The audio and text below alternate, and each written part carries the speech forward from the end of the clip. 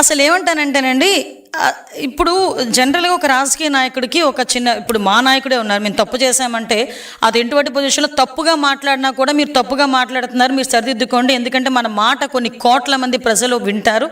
So దానికి మనం మాకు మాట మాట్లాడేటప్పుడు దానికి ఒక అర్థం ఉండాలి, అవతల వాళ్ళు యాక్సెప్ట్ చేయాలి అని చెప్పి మా నాయకుడు మాకు చెప్తారు. ఈరోజు 17 సంవత్సరాల కుర్రోడికి రోడ్డు మీదకి వచ్చి కత్తి పట్టుకుని చేతిలోకి వచ్చి నువ్వు నరికి అక్కడ రక్తాభిషేకాలు చేస్తూ ఉంటే కనీసం బయటకు వచ్చి మీరు ఎందుకు చేస్తున్నారు అని అలా అడగకపోగా కనీసం దాన్ని సమర్థించే విధంగా ఈరోజు మీరు ఒకటి చూశారు, రప్పా నరిగితే తప్పేంటి, గంగమ్మ జాతరలోని పొట్టేలు నరికినట్టే రప్పా నరుగుతామంటే తప్పేంటి అని ఆ నాయకుడే అలా మాట్లాడుతూ ఉంటే ఆ కిందన ఆ పార్టీలో ఉన్న కొంతమంది అలాంటి చేయడంలో ఒకసారి అర్థం చేసుకోవాలి మనం కూడా. ఈరోజు పిల్లల భవిష్యత్తు అండి, చిన్న పిల్లల భవిష్యత్తు నిజంగా చాలా బాధ అనిపిస్తుంది. ఇంటర్మీడియట్ చదువుకొని డిగ్రీలు చదువుకున్న వాళ్ళు ఈరోజు జైలు పాలయ్యారండి. వాళ్ళ తల్లిదండ్రులకు ఎవరు సమాధానం చెప్తారు? వాళ్ళ తల్లిదండ్రులకు తెలుసా ఇలా రోడ్ల మీద కత్తులు పట్టుకుని వెళ్తున్నట్టు? కానీ సరే మనం చేస్తున్న పని ఇది తప్పు అని చెప్పుకోలేని నాయకుడా నేను అడుగుతున్నా. దానికి నిజంగా చెప్పాలి, ఆ రాజకీయ పార్టీ తాలూకా నాయకుడు, ఆ వైఎస్ఆర్సీపీ పార్టీ తాలూకా నాయకులు సమాధానం చెప్పాలి దీనికి.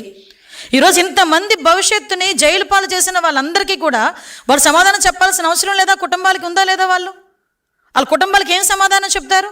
వాళ్ళ కుటుంబాలకు సమాధానం చెప్పడానికి అని చెప్పి వాళ్ళ వెనకతల మళ్ళీ ఏదో ర్యాలీ చేస్తారు కదా, సంథింగ్ సానుభూతిగా, వాటి దగ్గరికి వెళ్తారా? ఏ మొహం పెట్టుకుని వెళ్తారు? ఒక్కసారి ఆలోచన చేసుకోవాలి కదా.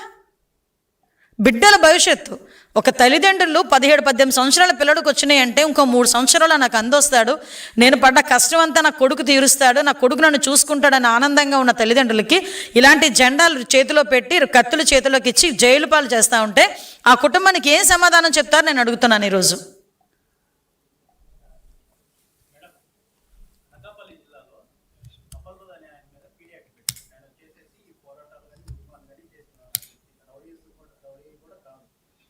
మీరు ఎలా చూస్తున్నారు అంటే అతని మీద 19 కేసులు ఉన్నాయని చెప్పేసి మెమో ఇచ్చారు. 19లో 12 ఏమో క్లోజ్ అయిపోయింది, 4 ట్రయల్ రన్స్ ఉన్నాయి, మిగిలిన ఏమో ఇంకా 151 సెక్షన్. అంటే విషయం ఏంటంటే ఈరోజు అటువంటి పరిస్థితి వచ్చింది అనుకునేటప్పుడు పోలీస్ దగ్గర ఫుల్ రికార్డు ఉంటుందండి. పోలీసులు అంటే దానికి కూడా ఒక పీడీ యాక్ట్ పెట్టేదానికి కూడా ఒక ప్రొసీజర్ ఉంటుంది. ఆ ప్రొసీజర్ ప్రకారం తీసుకెళ్ళకపోతే కోర్టులు కూడా ఒప్పుకోవు కదా. యాజ్ పర్ ప్రొసీజరే పోలీసులు చేస్తున్నారు.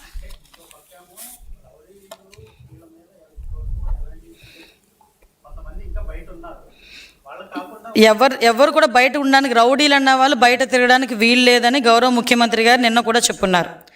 రౌడీలు అన్న వాళ్ళు మేము రోడ్ల మీద తిరుగుతాము, కత్తులు పట్టుకొని తిరుగుతామంటే కనుక మీ ఎట్టి పరిస్థితుల్లోనే ఊరుకునే ప్రసక్తి లేదు. వాళ్ళని కూడా ఎలా ఫిక్స్ చేయాలో, ఆఖరికి రాష్ట్ర బహిష్కరణ చేయడానికి కూడా పాస్ట్ ఎక్స్పీరియన్సెస్ కూడా ఉన్నాయి. మీకు గౌరవ ముఖ్యమంత్రి గారు అప్పట్లోనే ఫ్యాక్షన్ని అంత కంట్రోల్ చేయగలిగారంటే ఎంత ఫర్మ్గా లేకపోతే చేయగలిగారండి. ఆ టైంలో కొన్ని సందర్భాల్లో సొంత పార్టీ నాయకుల మీద కూడా కేసులు పెట్టిన సందర్భాలు కూడా ఉన్నాయి. అంటే ఇక్కడ లా అండ్ ఆర్డర్ని సెటరేట్ చేయడానికి ఇలాంటి ఉన్మాదులు బయటకు వచ్చి భయభ్రాంతులకు గురి చేస్తే రాష్ట్ర అభివృద్ధికి ఏదైనా, సంక్షేమానికి ఏదైనా ఇబ్బంది కలుగుతుంది, ప్రజలకు ఇబ్బంది కలుగుతుంది అనుకునే సందర్భాల్లో ఎటువంటి యాక్షన్ తీసుకోవడానికి కూడా మేము వెనుకాడం. అది ఏ పార్టీ వాళ్ళైనా అనవసరం.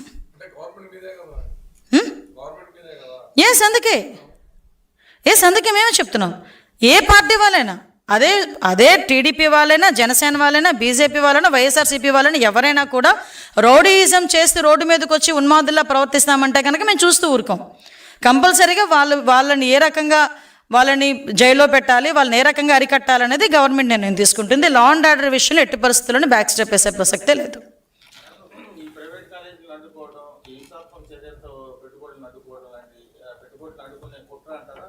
ఎగ్జాక్ట్లీ అండి.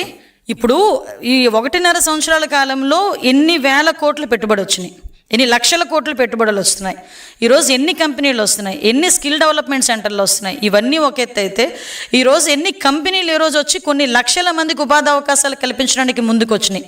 ఈరోజు ఇవన్నీ ఒక పక్క అయితే, ఒక పక్క నుంచి సంక్షేమాన్ని యాజ్ పర్ మేము మేనిఫెస్టోలో పెట్టిన ప్రకారం సంక్షేమాన్ని కూడా ఒకటి చేసుకుని ముందుకెళ్తున్నాం.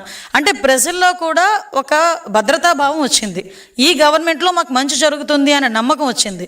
ఈ నమ్మకం కనుక ఇలాగే కొనసాగితే డెఫినెట్గా వాళ్ళ ఉనికికే ప్రమాదం అన్న సంగతి తెలుసుకొని ఇలాంటి పుట్టినరోజు వేడుకలు లేకపోతే ఏదో ర్యాలీల పేరిట రోడ్ల మీదకి వచ్చి రపారపామని చెప్పి ఒక స్లోగన్ ఇచ్చి వీళ్ళండమే కాకుండా నాయకులు కూడా స్టేజ్ల మీద రపారపామని స్లోగన్లు ఇస్తున్నారంటే ఏ మెసేజ్ వెళ్తుందండి? ఒక్కసారి మనం ఆలోచించుకోవాల్సిన అవసరం ఉంది కదా.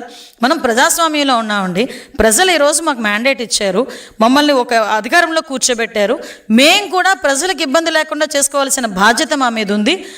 మేము ఏదైతే మేనిఫెస్టో ప్రకారం చెప్పామో దాన్ని నిలబెట్టుకోవాల్సిన అవసరం ఉంది.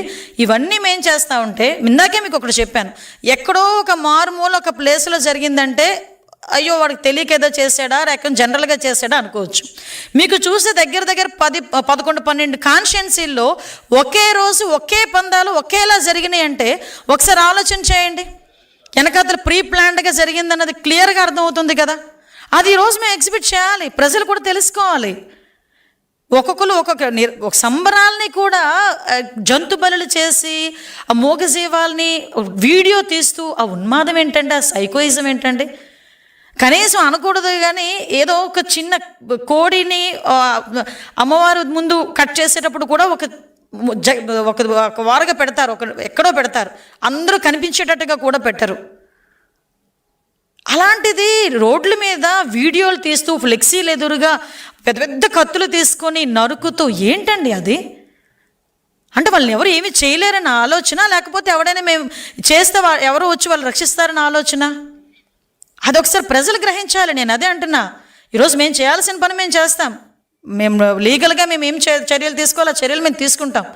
కానీ ఎంతవరకు ప్రజలు కూడా అవగాహన కావాలి, ప్రజలు కూడా తెలుసుకోవాలి. ఈరోజు దాని గురించేనే నేను పర్టికులర్గా ఈరోజు మాట్లాడే పరిస్థితి. అందులో బలైపోతున్నది జగన్మోహన్ రెడ్డో వాళ్ళ నాయకులో కాదు, చిన్న పిల్లలు